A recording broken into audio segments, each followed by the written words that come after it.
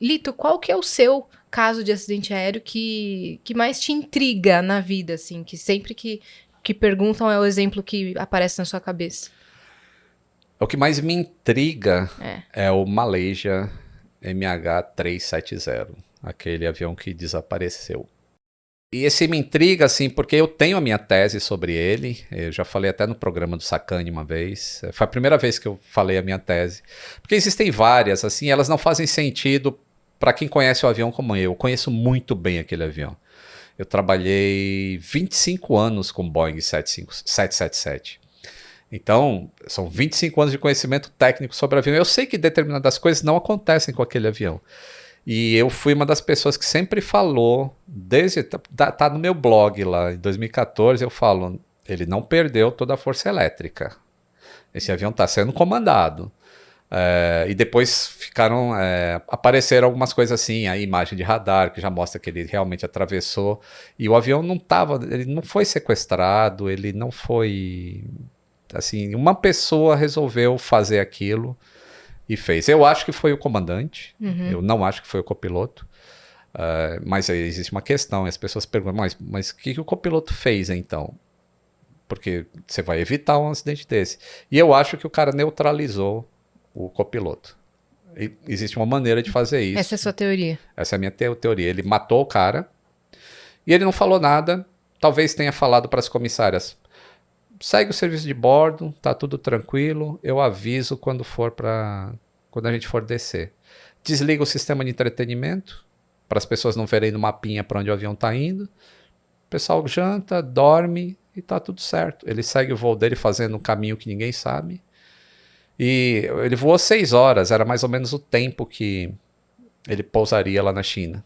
Talvez tenham percebido no final ali, falou, Não tá chegando. só tem mar aqui, cadê? Não tá chegando? E aí deve ter começado umas perguntas, se as pessoas estivessem vivas. Porque tem uma tese, e essa eu não sei avaliar ou não, que ele teria despressurizado o avião. Porque se você despressuriza o avião, que também não é uma coisa fácil de se fazer em voo, as pessoas ficariam inconscientes. E ele não, porque o oxigênio dos pilotos demora. O oxigênio do passageiro é 15 minutos, assim, 15 minutos as pessoas teriam máscaras. Acima disso, só o oxigênio dos pilotos que demora ali 2 a 4 horas. Mas se as máscaras se ele despressurizar o avião, as máscaras cairiam. E no acidente, como foi, na hora que ele bate no mar, a gente teria vestígios dessas máscaras, porque elas são de plástico, elas flutuariam. E a gente não tem vestígio nenhum, tem vestígio metálico do avião e não disso. Então acho que ele não despressurizou e ele foi até o final, pilotando o avião, e ele tentou fazer um pouso na água. Só que não deu certo. Não foi concluída a investigação? Não acharam? Não acharam o avião até hoje. E esse é um caso interessante, porque Nossa. eu falei do Air France aqui, né, um pouco antes, que demorou 2 anos para achar o avião. E o Air France, quando ele caiu, ele emitiu o local onde ele estava, latitude e longitude. Estou aqui, caindo, pum. 2 anos para encontrar um avião que se sabia onde ele caiu. Agora imagina um avião que você não sabe onde caiu. Você tem cálculos matemáticos que indicam que é num local. Mas... Nossa. Daqui uns 10 anos vão encontrar vestígios. Talvez a tecnologia artificial auxilie nisso, talvez, né? Essa era que a gente está vivendo de constantes mudanças, talvez encontre. Sim. E se tiver uma informação válida nas caixas pretas, só se o cara falou alguma coisa. Porque as caixas pretas funcionam assim. A que grava as coisas do avião, ela vai gravar todos os parâmetros, mas o avião estava bom, o avião estava voando.